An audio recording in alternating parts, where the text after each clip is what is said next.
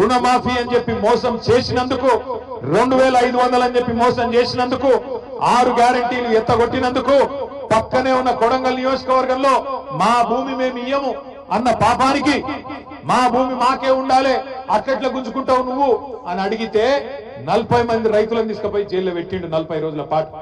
గట్ల రైతులను హింసించినందుకు హీరియా నాయక్ అనే రైతుకు గుండెపోటు వస్తే గుండె నొప్పి వస్తే బేడీలేసి హాస్పిటల్ కొంటపోతావా? గందుకేయాలన్నా నీ కోటు. సరే నరేందర్ రెడ్డిని పెట్టినావు. నరేందర్ రెడ్డి చెప్తున్నాడు పక్కకెళ్ళినావు అన్న 37 రోజులు కాదు మళ్ళీ ఒక 40 రోజులు ఓమంటే పోయేస్తా, కానీ ఆడబిడ్డలకు ఇచ్చిన మాట నిలబెట్టుకోమను సిగ్గుంటే రేవంత్ రెడ్డి అని చెప్తున్నాడు. ఒక్క నరేందర్ రెడ్డే కాదు నేను కూడా చెప్తున్నా 37 రోజులు కాదు నీకు దమ్ముంటే 370 రోజులు పెట్టుకో, ఫరక్ పడేదేం లేదు, భయపడేటోడు ఎవడు లేడు.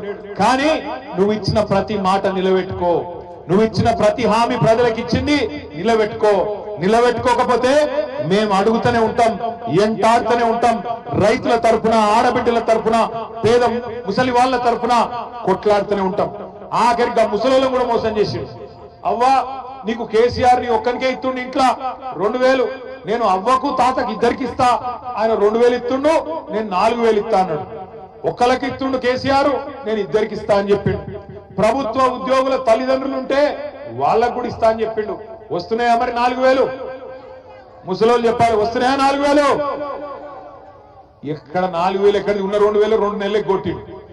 2 నెలల ఉన్న 2000 కూడా కొట్టినాడు రేవంత్ రెడ్డి. ఆ ముసలోళ్ళను కూడా వాళ్ళ చేతిలో ఉన్న ఆసరా కట్టెను కూడా గుంజుకున్నాడు రేవంత్ రెడ్డి. అందుకే నేను అంటున్నా ఇక ఆయన మాటలకు హద్దు లేదు, నోటికి ఇక ఏమస్తే అదే మాట్లాడతాడు. ఎవడన్నా ప్రపంచంలో ముఖ్యమంత్రి పదవిలో కూర్చున్నాడు మంది కుట్టిన బిడ్డలు మా బిడ్డలు అని చెప్పుకుంటాడా? అమ్మ మంది కుట్టిన బిడ్డలు మా బిడ్డలు అని చెప్పుకుంటాను చూసిరా. కేసీఆర్ ఇచ్చిన ఉద్యోగాలు కూడా నేను ఇచ్చినా అని చెప్పుకుంటున్నాడు నిన్న ఢిల్లీలో. కేసీఆర్ ప్రభుత్వం ఇచ్చిన 44,000 ఉద్యోగాలు నేను ఇచ్చినా అని చెప్పి నిన్న ఢిల్లీ వీధుల్లో సిగ్గు లేకుండా అబద్ధాలు చెప్తా ఉన్నాడు. మన పిల్లల్ని కూడా మోసం చేసే ప్రయత్నం చేస్తున్నాడు రేవంత్ రెడ్డి. అందుకే ఇవాళ షాబాద్ లో జరిగిన ఈ రైతు ధర్నా రైతు దీక్ష మొట్టమొదటిది మాత్రమే.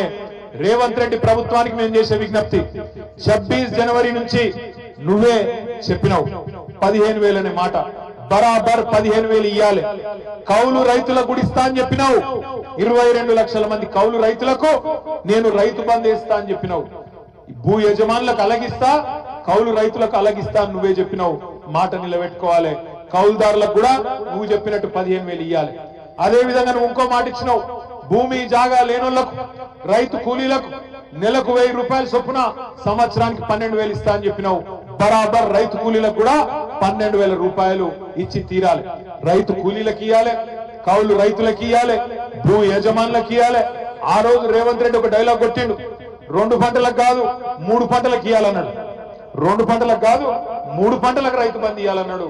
నేను ఒకటే అంటున్నా రైతుల తరఫున, ఎందుకంటే రైతు కులం లేదు, రైతుకు మతం లేదు, అన్ని కులాలోళ్ళు ఉంటారు, అన్ని మతాలోళ్ళు ఉంటారు. 70 లక్షల మంది రైతుల పక్షాన, 22 లక్షల మంది కౌలు రైతుల పక్షాన, భూమి లేని నిరుపేదల పక్షాన ఇలా బీఆర్ఎస్ పార్టీ అడుగుతున్నది. ఇచ్చిన మాట నిలబెట్టుకో.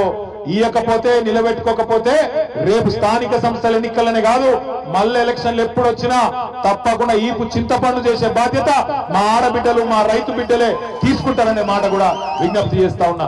షాబాద్ లో ఈ రోజు నిజంగా కూడా నేను పట్నం అవినాష్ రెడ్డి గారిని అభినందిస్తా ఉన్నా. ఎందుకంటే ప్రభుత్వం ఎన్ని కేసులు పెట్టినా, ఎన్ని రకాలుగా ఇయ్యాలా మనని ఇబ్బంది పెట్టే ప్రయత్నం చేసినా, ఈ ప్రోగ్రాం కూడా ఎన్ని రకాల కష్టాలు కల్పించే ప్రయత్నం చేసినా అవినాష్ రెడ్డి గారు, మన మండల పార్టీ అధ్యక్షుడు నరసింహరావు గారు, ఈ మండలంలోని ముఖ్య నాయకులందరూ కష్టపడి ఈ కార్యక్రమాన్ని బ్రహ్మాండంగా ఏర్పాటు చేసినందుకు వాళ్ళకు అభినందనలు చెప్తూ